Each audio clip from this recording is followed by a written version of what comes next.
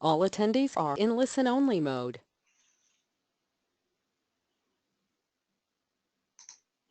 Hello and welcome. I'm Grace Russell, Marketing Manager for Sitecore UK, and I will be moderating today's webinar. Just to make you all aware, today's webinar is being recorded and we will be sending a link around within the next couple of weeks. We will be taking questions at the end of the webinar, so please feel free to post any questions you may have in your questions tab on your GoToWebinar toolbar. And if you don't know much about Sitecore, I'm just going to give you a quick introduction as to who we are and what we do. So Sitecore is the global leader in customer experience management software. The Sitecore Experience Platform enables e-commerce professionals and marketers to deliver the most relevant experiences and content to customers at any moment of interaction and via any communications channel, the web, email, mobile, social, and offline. More than 4,600 of the world's leading brands, including American Express, ASOS, L'Oreal, and EasyJet, trust Sitecore to help them deliver the meaningful interactions to win customers for life. And now I'd like to introduce you to today's speaker, Ruth Irvine, Digital Account Manager at Sagittarius. So over to you, Ruth. Thank you, Grace.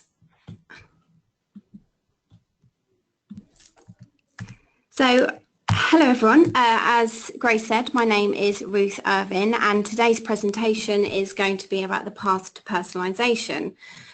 Before we get going, I just want to give you a bit of an introduction to where we're from. So I am an account manager for the web development side of the business here at Sagittarius. At Sagittarius, we create growth acceleration programs, and we do this through the two sides of the business, which is the digital marketing side that drives traffic and creates raving fans, and then we also have the web development side of the business, which builds websites and e-commerce sites and apps that convert more sales. And my role personally is to work closely with clients to establish and implement their personalisation strategy by engaging them through our personalisation workshops. And actually in the last 12 months, we've run 27 workshops in total. So today I am hoping to give you an overview of how to embark on the path to personalisation by looking at the following. Firstly, we're going to look at what is personalisation, how personalisation works and why you should even go to the effort, how to create the personalisation strategy by identifying your goals and measurement, and then looking at digital optimization through A/B testing, segmentation and multivariate testing. And then we'll talk about how we can create a seamless experience across all of your digital touch points, and ultimately how you can optimize your personalization strategy. So firstly, I just want to get an understanding as to who you are and what are your challenges. I want you to maximize today's webinar, and so this webinar is really focused on the path to personalisation. It does touch upon some technical points, but we haven't gone into too much detail. So you might be you're on Sitecore, but you haven't implemented personalisation. You're thinking about Sitecore, or perhaps you've started the personalisation strategy and have stopped, or you just want to improve your personalisation strategy. So hopefully there'll be something in this for all of you today. Now, firstly, I just want to give an overview as to what is personalisation. Now, personalisation is a tool that most marketers aspire to deliver, but research shows that actually few ever get around to doing it. And with 38% of more companies planning to increase investments in personalisation in the next 12 to 18 months, we need to look at how you can keep up with the latest digital trends. Personalisation lets you keep up with the evolving customer demands, delivering targeted content in real time and then making contextual decisions based on the results you trust. It's essentially a method for delivering targeted, relevant content to your site's visitors. You can personalise based on users' characteristics and behaviour, such as location, goals, triggered or previous visits. Now here I'm going to walk through an example of personalisation so that you can ensure that the right content reaches the right contacts, for example, by showing or hiding or adjusting content. So here I've put together a simple UX. It is an online shop delivering both women and men's clothes. So when I land on the site for the first time, I've got a component at the top of the screen with clear CTAs for login or register. At the bottom, I've got maybe shop women or shop men's. So that's my first time visit. Now when I return, because I've already selected that on my first visit that I'm interested in women's clothes, the top component changes to shop dresses because it knows who I am. Then potentially I come back a third time and the call to action now is to get me to sign up so that you have my contact details. Then potentially I come back and the personalisation is slightly more intelligent and we've mapped your location with the weather. So now it's telling me that potentially I need to stay dry this week, so let's shop for outerwear. And then finally, because I've added something to my basket, it can now show me a 10% off your basket promotional code and ultimately get me to check out. Now, all of these personalization steps are trying to get me to convert in the process. We're not overcomplicating the user journey and we're not personalizing too much, for example, the menu. We're keeping it really simple. And I think that's something that we need to remember, that actually personalization is everywhere. And we don't even realize that our journey is being personalized. So I just want to have a look at a few examples of this. So if we look at Google, now on my screen, you should be able to see that I'm searching for restaurants in London. Now, this is not unique to everybody. This search will change. So this is based on maybe the restaurant searches that I've previously done or the restaurants that I've previously gone to. So if you were to search for restaurants in London, you would have totally different results. Another example is with Apple Music. If you go into the For You section, it shows you personalized content based on music that you've listened to before, or potentially the day of the week that it is, or the time of the day. And finally, I think we've all heard that none of us have ever seen the real Amazon because there are so many A/B tests going on. I think that's very true. I mean, on the left-hand side, we've got an anonymous user. So the key call to action here is to sign in. But once I've logged in, it's then showing me personalized content based on maybe my shopping experience before, the things that I've tended to shop for. And then also it's personalizing my name and trying to get me to join Amazon Prime. So none of it really is that intrusive. And we work out how to personalize by identifying users' behavior. And this is done through identifying whether their behavior is implicit or explicit. Now, implicit behavior, user behavior is where we decide or deduce what users want by tracking what pages they're viewing, what links they're clicking on, and what path they're following on the site, and then map this against their digital maturity. Whereas explicit behavior is where we identify a user based on maybe the actions that they've taken on the site. So maybe downloading a data sheet, entering a keyword or entering a poll. It could also be what device they're on, the goals that they've triggered, or maybe their location. So we can personalize based on these two, both based on implicit and explicit behavior. And the way that we work out how to personalize is based on this logic called context marketing, which is an approach that delivers measurable, relevant experiences that improve performance, build loyalty, and ultimately drive results across each of your customer engagement channels. It empowers you as a business to know every customer and shape their experience in real time and at real scale.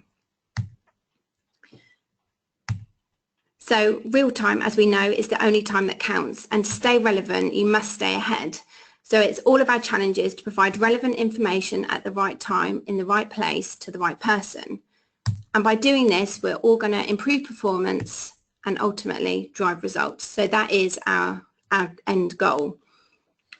And we go about this by working out each customer interaction, and we need to understand that each customer interaction means something different and each touch point builds upon the next. And the way that we work this out is through contextual intelligence, which feeds our content management system, which ultimately feeds our marketing automation system. So when I say contextual intelligence, what do I mean? This is essentially the information that you gather from your consumer. So it could be their location, their profile, device, even their site interactions, so how they've moved around the site. And we gather all of this information and then we feed this into the content management system, which then gives you the ability to manage the digital content itself. And because we've got all of the contextual intelligence, we can then start to personalize. And this is done through marketing automation. And this then feeds your marketing automation program, which gives you the ability to deliver tailored content wherever your customer may be on whatever device in an automatic way, so that certain predefined audience actions automatically trigger the delivery of the content. Most of you will probably hear this referred to as omni-channel automation, which basically means that you can orchestrate the customer experience across all channels, so it's seamless, integrated and consistent. It also allows you to anticipate that customers may start on one channel and then move to another as they progress to a resolution. And I think simply, actually, omni-channel is just multi-channel done right. And to get there, I personally think you firstly need to address your digital maturity as a brand. So the majority of brands are actually stuck, in my opinion, in the first 3 stages, which is the attract stage. And within this phase, clients mainly focus on attracting more visitors to their site by maybe optimizing the experience or improving the relevance to their visitors. So for instance, your company might just have a basic website, some analytics in GA and some email capabilities. Now in the convert stage, this is really focused on optimizing and nurturing your consumer. You can do this by engaging visitors and converting on important digital goals that will drive your business. This includes conversion optimization, and personalization sits within this convert area. And this is where you as a brand can really advance your digital maturity. And then finally, in the advocacy stage, which is where we all kind of dream to be, you're focused on creating strong customer advocates, and you can do this through contextual intelligence to understand and then start to predict customer behaviour and therefore deliver the most relevant content in real time, wherever the customer may be. This, though, requires valuable customer insights across multiple teams, systems and touch points. So it is really about tweaking and optimizing efforts to become more relevant and personal to consumer. And now that I've explained this, you might want to take a moment to think about where you sit on this model before we progress. And it is important to work out your digital maturity, but I also believe that you should benchmark your digital maturity across the different sectors. And especially as we all evolve to high levels in the maturity model, the strategic value of your marketing also increases. Now, as you can see, the travel industry here is miles ahead of, say, the government. So you can start to benchmark, and by benchmarking, it allows you to kind of get an understanding as well as how much effort you need to go to stand out from the crowd and shine away from your competition. Now, just a little tip for you, Sitecore have actually got this really useful online tool that helps you work out your digital maturity. If you go to connecttheexperience.com, it's basically a quiz or questions that you can go through and answer, and by answering all the questions it gives you an idea of how to build the people, processes and technology you need for digital marketing success. So why bother? Why go to all the effort? Well, simply better return on investment. Sitecore is a premium product and you need to make sure that you get more out of it than just a content management system. And we can do this through more meaningful engagement. So personalisation actually has moved away from the hello Ruth and an email. It's now about segmenting the audience to help them find out what they're looking for in a quicker and easier way. And by doing that correctly, you then build stronger relationships with your customers. And ultimately, you improve conversion rates. Now, there's a stat from the e-consultancy report a few years ago that said by implementing personalisation, you can look at improving your conversion rate by 19%. But actually, Sitecore quote that they often see more than 19%, and it's certainly the case in our experience. But as we've already touched upon, personalisation isn't something new. And there's a book by Don Peppers and Martha Rogers that was published in 1993 called The One-to-One Future, which had a clear call to action to all marketers to embrace personalisation. So what's changed since 1993 is that companies, and often the coolest and the kind of most disruptive ones, are turning that theory into reality. And we are moving into a direction where personalisation is accepted and understood with technology like Sitecore, and it's actually made it much simpler and easier to deliver. So if you just take a look at Uber for a moment, we all know that hailing a cab is not a new experience, but Uber came along and turned the taxi business completely on its head. It created an experience with the customer's needs as a starting point, and then it's thrown in some geolocation technology, and therefore it's tapped into the modern consumer's expectation of experiences based on detailed, real-time knowledge and their changing needs. So this is kind of where we aspire to be. But the problem is, it is difficult, and I'm not talking about as difficult from a technological point of view. It's actually quite difficult from a content management perspective. Content generation is huge and it's incredibly time costly. Before you used to only have to consider one page of content for the homepage, but if you start to look at personalising, then you need to think about multiple versions of that page. So as you can see, it's going to escalate quickly. The other challenge is that we all drive to get our website live quickly and easily, and so personalisation always drops into phase 2 or phase 3 and phase 4. So really this is why we're here today, is to just show you some quick steps as to how you can get it implemented and start making the most out of your platform. So in the context of today's webinar, we're talking about altering the website based on the information we have about the user visiting the site. But how much do we actually need to personalise? Well, the answer is just enough to make a difference.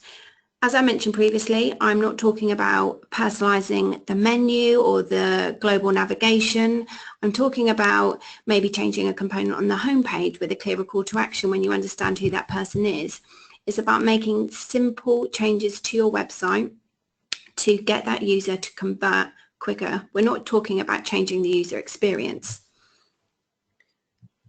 And the theory that sits behind all of this personalisation is something that we're going to run through now, and it's based on SBOSS, which some of you might have heard of. It's the Sitecore Business Optimisation Service. And how can it help you? Well, Sagittarius has actually worked with Sitecore to develop our own unique Express business program for Sitecore clients. And essentially, it's delivered as a series of workshop sessions. And the program has been designed to help our clients quickly establish their personalisation strategy by working through all the steps needed to put a strategic and robust implementation plan in place. And over the last few, after the last 12 months, we've actually helped some of these clients. But as I mentioned to you, we've done 27 workshops. And we have to do these workshops because the path to purchase from start to finish, as Google Trends have said, is rarely linear. It's more akin to a scavenger hunt. So we understand that it is complex. And it's complex because decisions are not made in straight lines. People bounce around and we let them. And in my opinion, we actually encourage them by offering them different and inspiring content. It could be through blogs, white papers, contact forms, the list is endless. So we know it's impossible to be one step ahead of all users. So it's really important that we think about potential touch points to help convert this process. And we do this through understanding the user's goals and the personas and profiles that we're trying to target. Now, like anything, there are some prerequisites that we just need to flesh through really quickly. Your OMS, DMS or XDB needs to be enabled. This may need additional service for MongoDB, which you might have heard of, as you need to be able to store the data that is generated. However, if you don't have MongoDB, you can still implement personalization, but it's just not going to be at the level of detail that it potentially needs to be. If you don't have MongoDB, you can only personalise on in-site live information. So that could be their location or potentially what device they're on. It won't store any trailing value, so potentially what that person was doing on the site last time. It won't have any of that information. Also, you should be aware that there are sometimes additional costs with the GeoIP, which is the location credits, and device detection. There is some basic functionality included, but just not the full detection. So essentially, anything long-term that you want to track, you're going to have MongoDB, which is in Sitecore 8 and onwards. The other thing that I just want to run through is your content architecture. The site ideally needs to be built in line with Sitecore's best practices, which is Habitat or the Helix development principles. And this is essentially building your sites through components. Now you can see my screen moving on the right hand side. This is an example of a display component. So this is what is rendered on the page. I can then come in and I can change the display properties so it looks slightly different. However, this is fed through data sources, so this data feeds the component. And content sources need to exist to be able to personalize components. You also need to ensure your goals are implemented and your profiles, personas and pattern cards are implemented. And once all of that is completed, we can then start the personalization process. And we're now going to run through the steps you need to take to implement this. So the following process is kind of typical of what we'd run through with you in the SBOSS workshops. Initially, you would pick out your most important objectives. We'd then define your audience segments, outline your goals, document journeys, gain some insights and join them up with your data. And then once you've got this, you can now personalize your site's components and start to set rules. And then finally, you need to keep on learning, keep on optimizing. It's not a one-time implementation. You really do, and I kind of need to stress that. You need to take the data, learn from it, and then improve. So the first step is defining your objectives and implementing your goals. And to establish and implement your personalization strategy, this is kind of done initially by understanding your business objectives.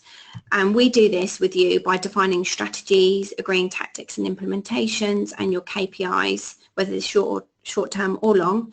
And then we look at deploying these through the appropriate channels. So the first step, as I've just mentioned, is to establish your digital goals and engagement value that you attach to them. And this is mapped from your business objectives. So the business objectives feed your primary corporate objectives. So for example, if my business objective is digital transformation, one of my primary objectives is going to be increasing efficiencies online. Therefore, my Marcoms goals might be increasing self-service levels on the website. And then all of this experience management, optimization, performance and omni-channel goals all feed in from these. So this is what we work with you on your workshops to establish. And it's not about us telling you what your goal should be. It's about us trying to tease this out of you and then show how we can implement this within Sitecore.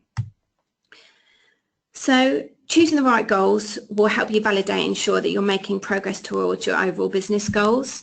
And goals look like things like forms completed, your e-commerce sales, it might be a key page interaction or potentially video and media download. It's about visitors, the actions that visitors perform on your site. Sitecore have actually also got this thing called facets, which you might have also heard of. This is essentially allows you to group your goals by facets.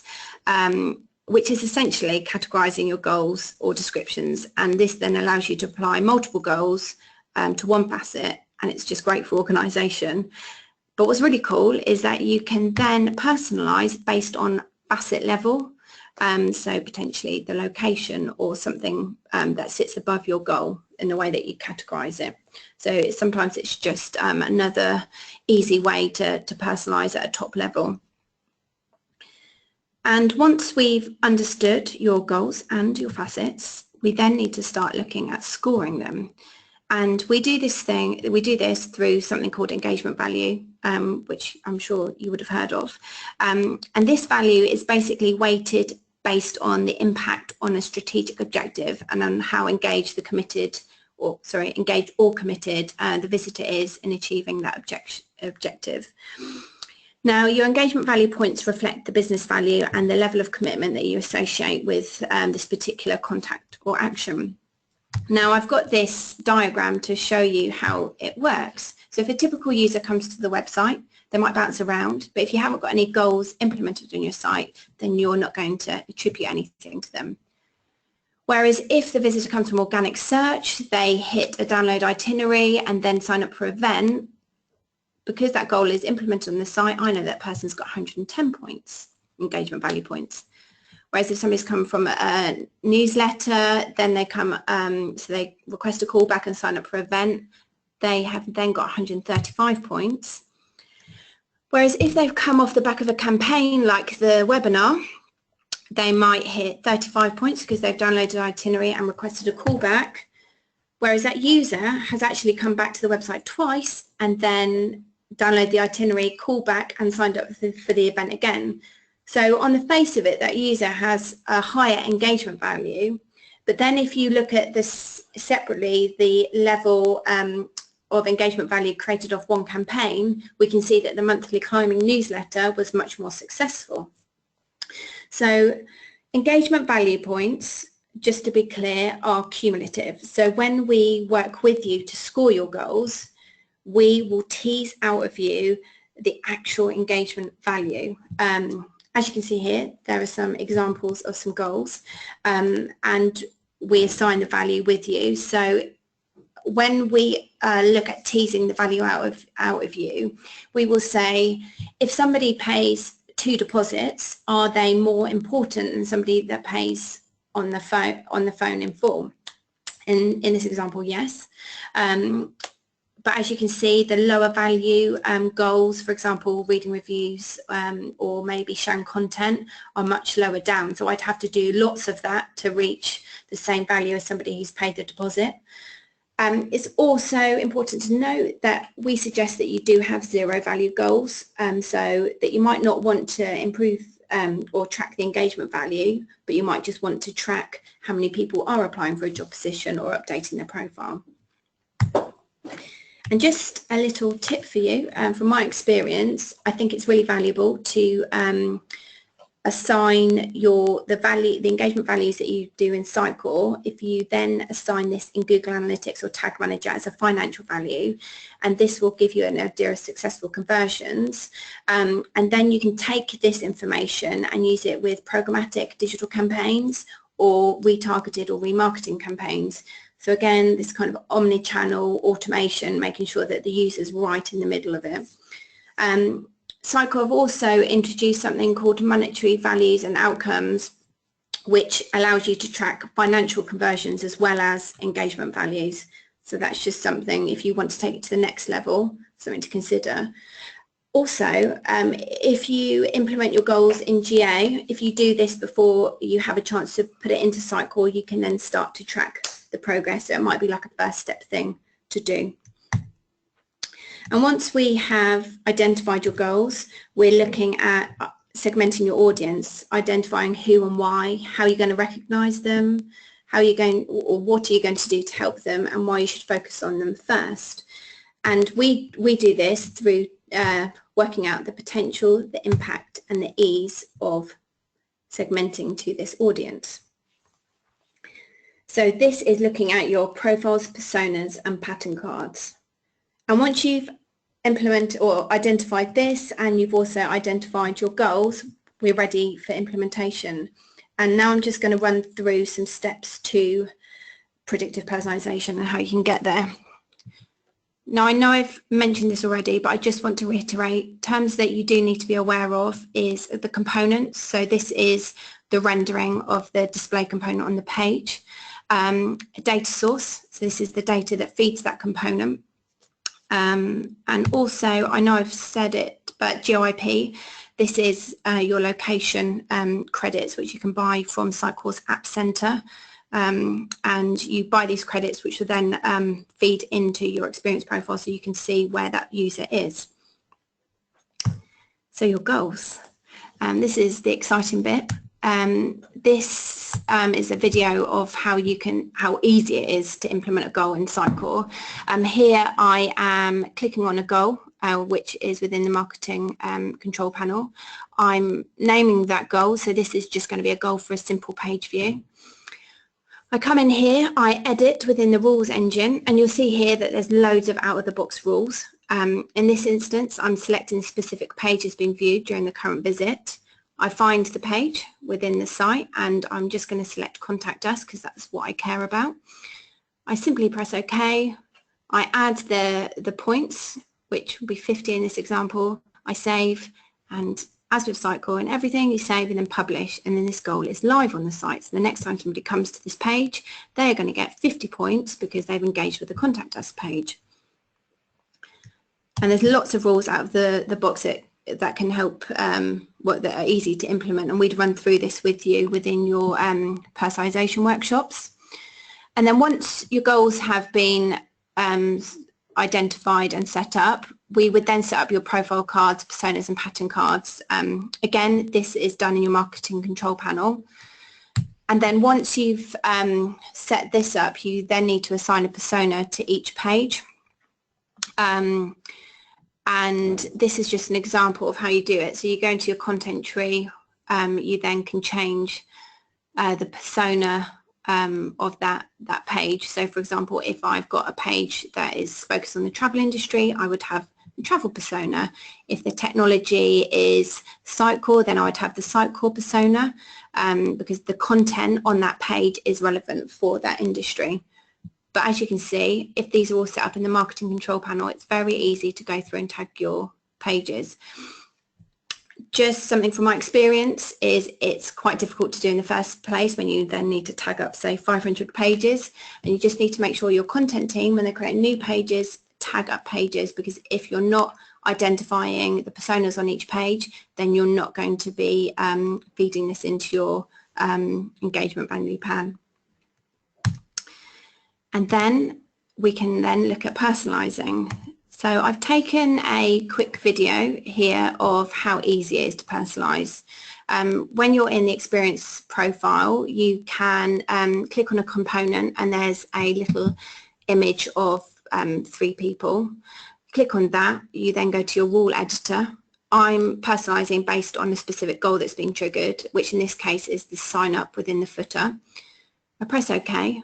I can then change the rendering of the component, so what it looks like, but then I can also personalise the data source that sits behind that. So I'm going to show a component about our team. That's set up, and then you can just flick between the versions of that component on the page, as you can see here, and then it just displays a rendering. And just as a point, you can personalize at page level, but we wouldn't recommend that. We would always personalize on component level. And just something you might have heard of is just to check out the Experience Explorer. It's a tool that enables you to simulate visits to a DMS-enabled website. You can simulate a goal triggered, your location, and then you can watch and check that personalization actually works. And it's just an example. When you're in your content editor, you just click on View and then Other and then Explore, and then you'll enter this. But there are some quick wins. Identifying where, give first-time visitors a special welcome, leverage location, definitely consider IP, GeoIP. Connect and retarget users, so get them to sign up, make sure that they're not an anonymous user, get their information. FXM, so this is Federated Experience Manager, which we will touch upon in a moment, but this is basically, it allows you, it's a piece of beacon code that you can put on a third-party site. Let me just caveat that it needs to be a site that you have access to and you can personalise content for. So it could be a booking engine or a microsite that's related to your business. And then you can track inbound traffic and personalise accordingly. Also campaign tracking, so you can create a unique ID for a PPC campaign and then personalise maybe the homepage when they've come off that campaign, so you no longer need campaign landing pages. So they're just some quick wins, but really it's about optimising and learning from your personalisation that you've already implemented. So just as a rule of thumb, we would implement everything. We would then monitor the performance, the trailing value, and we suggest that once you've got your goals and your profiles and personas implemented, that you kind of leave this to bed in for a month. We can then assess the situation and optimise accordingly and test and learn, and it really is about repeating this process. And we can do this, luckily with Sitecore, we've got loads of tools at our fingertips that we can take advantage of. The first one is Campaign Creator. This is basically a wizard that allows you to create a unique ID for a particular campaign, and this ID is this link you put at the end of your URL. So if you've got a PPC campaign, put it at the end of the page URL, and then Sitecore can track how many people are clicking on that and then coming through to Sitecore. Federated Experience Manager. So this allows you to create a beacon tag that can be inserted on a non-Sitecore website within Sitecore. It allows you to track visitor interactions and then generate analytics information that you can access in Sitecore. But the coolest thing about it is that you can inject components and personalize components onto these third-party sites, which is really powerful. And the learn and optimize element, I'm sure you've all seen the experience analytics. This provides dashboards of reports for marketers to assess patterns and trends and experience data. One tip that I have for you though, and in my experience, I think you should all consider downloading a free add-on from the App Center called Experience Extractor, which allows you to extract all of this data and therefore download it and manipulate the data as required, because Experience Analytics is great, but you can't actually edit or download the data, so you need Experience Extractor for that. Then the experience profile, and this allows you to monitor the behaviour of contacts that have interacted with your website. So it's like analytics, but it's much more on the user level, so I can see the specific goals that user has triggered, and then this information can also be tied in with your CRM, which is really powerful if you can do that. And then Path Analyzer, which is essentially a tool that enables you to create a map that shows the sequential paths that contacts take as they navigate through your website. So making sure that you take advantage of the learning and optimizing tools that Sitecore has, it then allows you to A/B and multivariant test, which is basically allows you to test alternative combinations of your website and also EXM, the email marketing platform, to tailor content to find out which components or combinations of components are most effective on your site. You can implement these, also why should you implement these? Because it allows you to quickly evaluate your test results, and the difference really is A/B tests run two different components, so you just test two, whereas multivariant tests run with multiple components or combinations of components.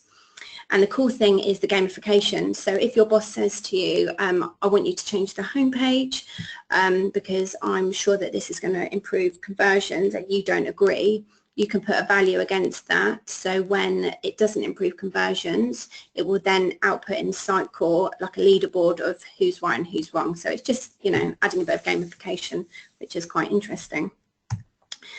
However, just my last tip, is when you set up an A/B test, you cannot be logged in as an admin, as you need to use workflows, and as an administrator is defined as a super user, you don't have any workflows, so A/B testing won't work. And the other point is Sitecore recommends that you have 3,130 unique visitors per 90-day period. If you don't, then you don't have the data to really validate your A/B tests. And then finally, I've just got a really cool case study to show you. It's Danone who have implemented everything that I've just discussed. And it's just a 3-minute video that we will just run through really quickly.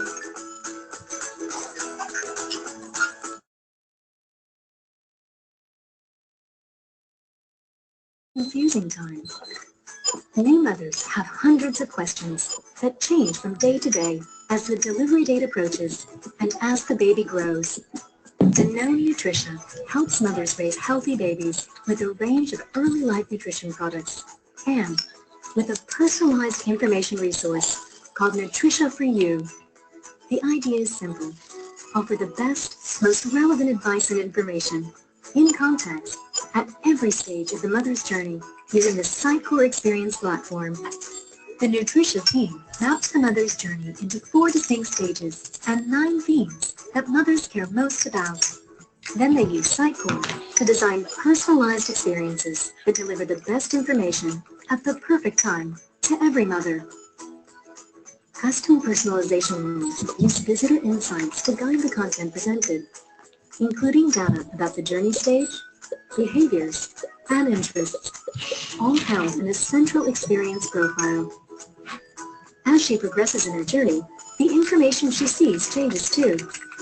Across the website, mobile app, e-commerce shop, kiosks and vending machines, email, and even the customer care help desk.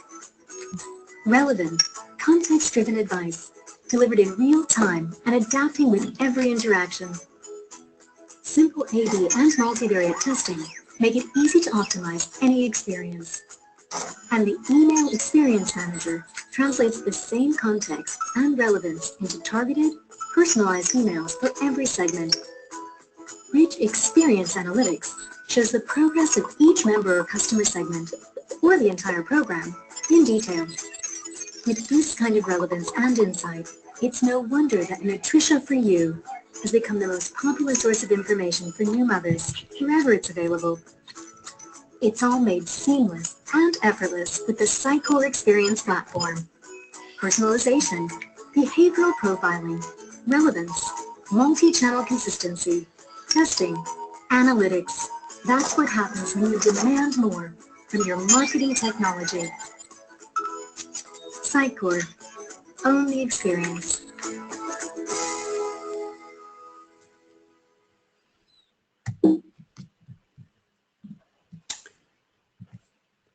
So that was just a quick case study that I just wanted to show you, but this really kind of leads back to where you are and where do you want to be, and I feel that's where we can really come and help you. So feel free to get in touch. I know we've got a Q&A session now, so I'm going to hand back to Grace, but yeah, please do get in touch. Thanks, Ruth.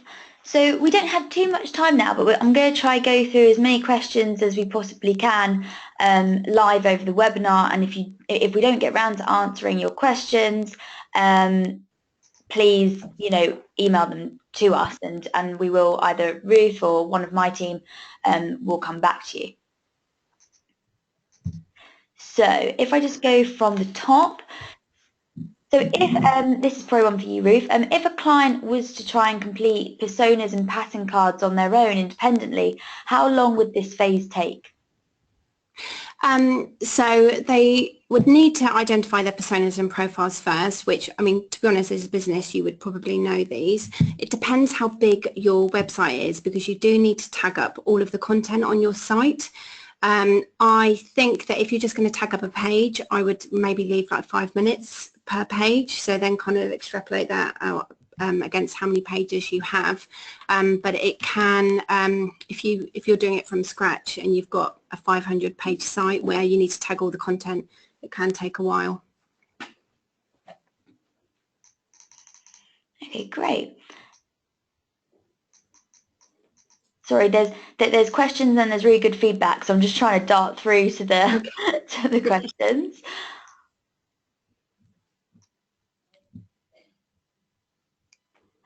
So how do we link experience profile with CRM, and is it straightforward? Well, with Sitecore, nothing is out of the box, unfortunately. It depends what your CRM is. So Sitecore, I know, successfully work with Dynamic CRM, and actually with the latest version, with 8.2, they've got a two-way connector. So it not only feeds information from your CRM into Sitecore, but also feeds it back again. So you can take the information from Sitecore into your CRM, which is really cool.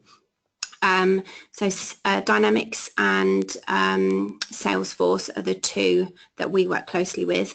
Nothing else has a connector as far as I'm aware, so it would need to be integrated on a bespoke level, and I have no idea how long that would take, but certainly quite a few days, weeks probably, and maybe it depends on the level of integration you want with your CRM, so it's difficult to give an estimate, but it's not a small task, but it's definitely easier if you've got Dynamics or Salesforce.